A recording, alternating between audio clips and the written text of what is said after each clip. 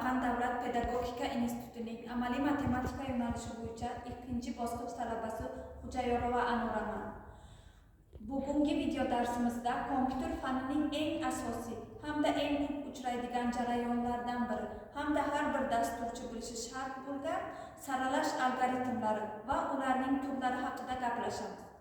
Tasavvur qiling, telefoningizdagi kontaktlar tartib bilan alfavit bo'yicha turadi. Onlayn do'konlardagi mahsulotlar ham narxi bo'yicha ma'lum bir ketma-ketlikda turadi. Talabalarning reyting tizimi ham talabalar olgan ball bo'yicha tartib bo'yicha turadi. Bugun bu jarayonlarning barchasi ortida saralash algoritmlari turadi. Kompyuter hech qachon o'zi tasodifan saralamaydi. U aniq algoritmga amal qiladi. Saralash nima? Saralash turlari qaysi? Xo'sh, saralash bu elementlarni tartibga keltiradigan jarayon. Saralashning ko'plab turlari bor. Endi ta'rif aytsak, saralash deb berilgan obyektlar ketma-ketligini ma'lum mantiqiy tartibda qayta joylashtirish jarayoniga aytiladi. Misol boya aytdik, telefon kontaktlarimiz alfavit bo'yicha saralanadi. Saralash bir nechta ko'rsatkichlarda bog'liq bo'lishi mumkin. Saralash algoritmlari taqqoslash operatorlari yordamida ro'yxatlar va massivlar berilgan ma'lumotlarni tartiblab beradi. Bu operatorlar massiv elementlariga qo'llaniladi va ularning ma'lumotlar strukturasidagi tartibini belgilaydi. Saralash nimaligini bilib oldik. Endi saralash turlari juda ko'p. Bugun ular ichida tushunishi oson lekin nazariy ahamiyati juda katta bo'lgan ba'zi turlari haqida gaplashib chiqamiz. Tanlash saralashi, ya'ni selection sort. Keyingisi qushib saralash, insertion sort, pufakchali saralash, bubble sort. Bu 3 ta turi edi. Keyingilari shaker sort, ya'ni aralashtirish usuli, merge sort, quick sort hamda heap sortlar haqida bugun gaplashib chiqamiz. Birinchi bo'lib eng soddasidan, ya'ni bubble sortdan boshlaymiz. Bubble sort bu pufakchali saralash. Uning ishlash prinsipi qatorni birma-bir taqqoslab, katta sonni oxiriga suradi. Buni oxirida darsimizning nazariy qismini o'rganib bo'lgach, Pythonda ishlashini, o'zini alohida ishlashini animatsiyalar bilan ko'rsatib chiqamiz. Xo'p, bubble sortning murakkabligi kvadratik murakkablikdir. Qachon ishlatiladi bubble sort degan savolga kichik massivlarda tushunish uchun ideal.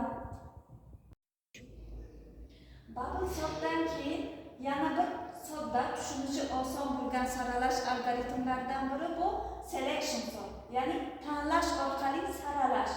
Soddaligi oson, ishlash prinsipi har bir qadamga eng kichik yoki eng katta elementni tanlab joyga qo'yadi. Selection sortni ham murakkabligi kvadratik murakkablikdir. Qachon ishlatiladi selection sort degan savolga kichik massivlar uchun, keyin xotirani ko'p ishlatilmaydi. Yana bir saralash usullaridan biri bu insertion sort, ya'ni joylashtirish orqali saralash. Soddaligi oson, modern, ishlash prinsipi elementlarni ketma-ket olib to'g'ri joyga qo'yadi, kattalarni qo'yish kabi. Buni ham murakkabligi kvadratik murakkabligidir.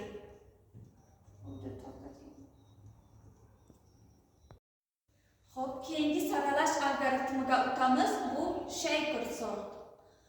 Aralashtirish usuli. Buni ham soddaligi oson, ishlash prinsipi bubble sort kabi ishlaydi, lekin bir qadamdan oldinga va orqaga yuradi.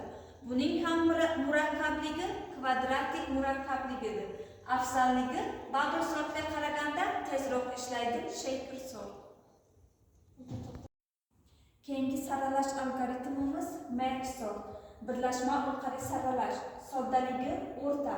Ishlash prinsipi qatorni bo'laklarga bo'lib, alohida saralab, keyin birlashtiradi. Buning murakkabligi n logaritm n. Afzalligi katta massivlarda samarali ishlaydi. Yana bir saralash algoritmlaridan biri quick sort, tezkor saralash.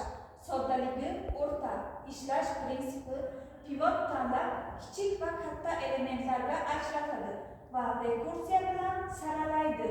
Murakkabligi n logaritm n o'rtacha murakkablik, keyin kvadratik murakkabligi yomon holatda. Buni ham afzalligi katta massivlarda tezroq ishlaydi. Bugungi video darsimiz davomida saralash algoritmlari haqida gaplashib chiqishimiz kerak edi. Birinchi navbatda biz nazariy qismidan boshladik. Nazariy qismi bo'yicha xulosa qilib aytadigan bo'lsak, eng sodda saralash turlaridan biri bu bubble sort, selection sort, insert sort. O'rtacha murakkablardan shaper sort, merge sort, quick sort. Eng murakkabi ammo eng samarali saralash turlaridan biri heap sort hisoblanadi. Mana bugungi mavzumizning nazariy qismi bo'yicha ham xulosa qilib oldik. Endi har birini ishlash prinsipi, qanday ishlaydi, murakkabliklarini har birini alohida ko'rib chiqamiz va Python dasturida kodlarini yozib chiqib o'rganamiz. Bugungi video darsimiz davomida saralash algoritmi va ularning turlarini ko'rib o'rganib chiqdik. Barchangizga diqqat va e'tiboringiz uchun tashakkur.